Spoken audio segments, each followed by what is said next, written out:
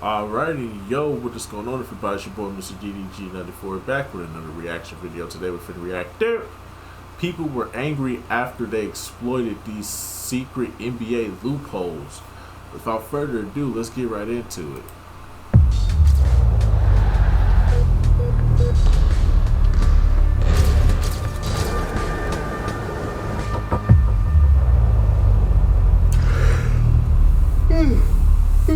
Shit.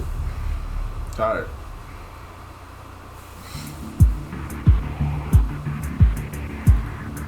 As NBA fans, we're all pretty much aware of the rules and regulations of the game, but there are some rules out there that you might not know about, loopholes that are just waiting to be exploited, with very few actually bold enough to take advantage of them. On January 4th of last year, the Memphis Grizzlies dominated the Charlotte Hornets from pretty much the opening tip and went into halftime up by 29. So with the Grizzlies thinking that they basically had the game in the bag at that point, thought that they might as well just run out the clock as much as they can. Late in the third quarter, John Conchar rolled the ball to Morant on the inbounds pass, and Morant just let it sit there for about 30 seconds without touching it at all. So many people just chalked it up to him trying to be disrespectful to the Hornets, but in reality, he was just taking advantage of a loophole that allowed him to waste time while putting in as little effort as possible, reducing the chance of a Hornets comeback with no threat of an 8-second violation. If you didn't know, the game clock will continue to run on made baskets prior to the last 2 minutes, and of course the shot clock doesn't start until a player touches the ball, something that Ja Morant was aware of clearly. 20 points. They're just gonna let the clock continue to run. Nobody moving up on Ja Morant, so the game clock just continues to run.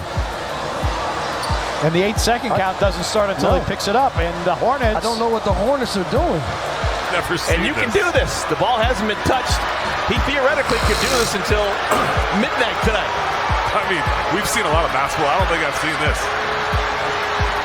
Teams have been rolling the ball up on the inbounds pass for decades as a way to save time in late game situations, but now it looks like teams are starting to roll the ball up as a way for them to waste time as well, before the other team eventually forces them to pick the ball up, of course. The league has to do something about that kind of play. I mean, that's just ridiculous. It's no secret that Nikola Jokic isn't exactly known for his defense, but it looks like he found a way to make up for that by bending one of the rules. According to the NBA rulebook, players aren't allowed to kick the ball or strike it with their fists. Any attempt to do so rewards the opponent with possession of the ball and a reset of the shot clock. We all know this, but I can confidently say that nobody uses it to their advantage quite like Nikola Jokic does. Sure, it resets the shot clock and gives the opponent the ball back, but it's kind of genius if you think about it, because it also allows the defense to reset as well, while simultaneously messing up the flow of the offensive team, taking away potential points from them. It's a very Serbian thing to do. To just find your one little foothold of advantage and find the loophole. Number one, it works. I mean, it was never, I always thought it worked because the only penalty is you get back to 14 on the shot clock. That's it. It was clearly smart tactically, and no one else seems to care that much. He exploited this rule all season long last year, so much so to the point where he led the entire league in kick balls by a wide margin, but we especially saw him do this in Game 4 of the 2023 NBA Finals versus the Miami Heat last year, preventing what would have been some pretty significant buckets for Miami. He did it a total of 4 times that game, all coming in the second half. That's 4 that he's deflected with his foot, and obviously gets the... And he's protecting against a basket from the back cut of Duncan Robinson. Kickball violation, but it stops what would have been probably a layup. December 26, 2017, the Suns and Grizzlies were tied with just 0.6 of a second left on the clock. Obviously, the odds of getting a clean shot off with only that much time remaining are not very high, but the head coach at the time, Jay Triano, wasn't too worried because he had something up his sleeve, a little-known loophole that he learned about 15 years prior from an official, and he figured that this was the perfect time to whip it out. Exactly what they do! Over the top! Count it! They say score the basket!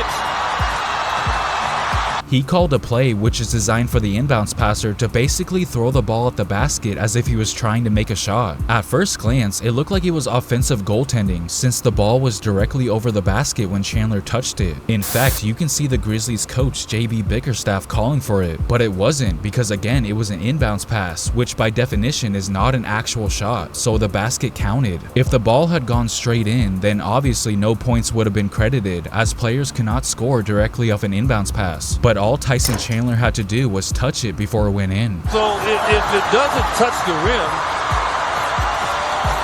I think that's good. I don't see how that could be called off. I mean, the ball was inside the rim. It looked like it was going to hit the back part of the rim. The rule was apparently such a secret that even his own players had no idea about it. But after that game, the cat was out of the bag.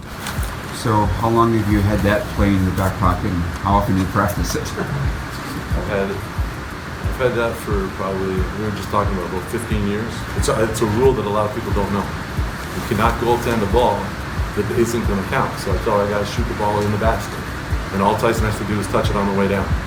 Or have it, grab the rim and have it hit your knuckle and go in. And I've tried to keep it a secret. It's not a secret anymore.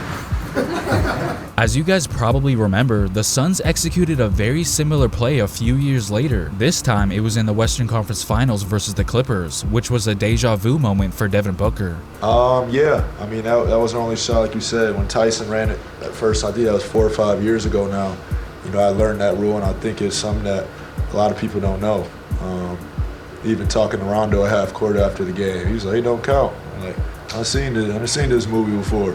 It counts. It counts. So. And of course, Tyson Chandler had to comment on it too.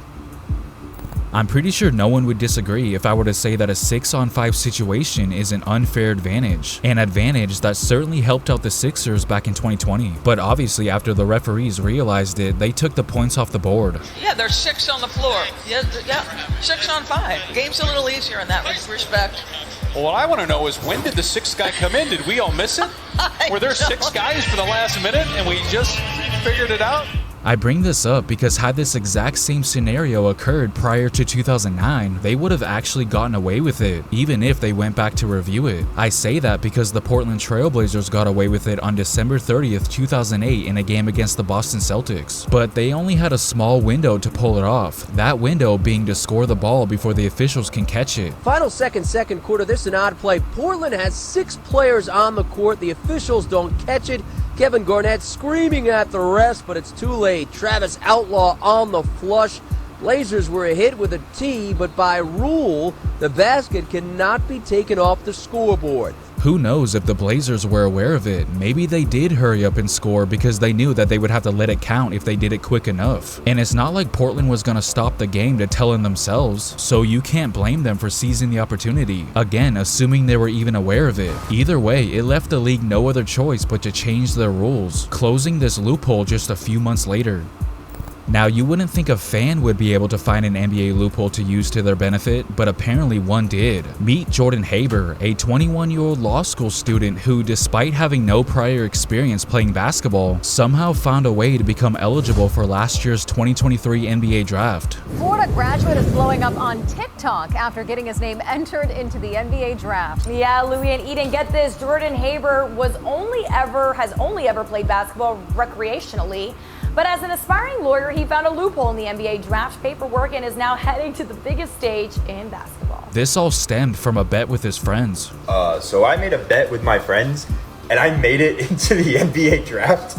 If you don't believe me, that's like the official NBA email down there. That's my email. He said that he went through the NBA's entire collective bargaining agreement and eventually came across the page that contained the criteria for meeting draft eligibility. And it turned out that he met all of the requirements. Turns out to be eligible for the draft, you actually don't have to play college ball. You just need to be at least 19, be a member of this year's graduating class, and give 60 days notice with a letter of intent. So he sent an email to the NBA, and to his surprise, they actually ended up getting back to him, even sending him paperwork to fill out. This is some of the official paperwork I had to fill out that the NBA sent me. I think they're like, who is this kid? Why did he find the loophole into actually getting into the draft? Because this is not supposed to happen. So Haber filled them out and sent them off, becoming officially eligible for the draft. But yeah, after all these official emails, I am now Jordan Haber, a member of the 2023 NBA draft class, soon to be undrafted class. Now, this lifelong Miami.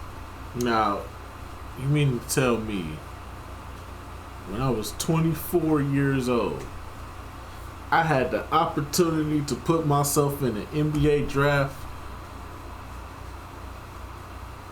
I missed out on a golden opportunity. God damn it.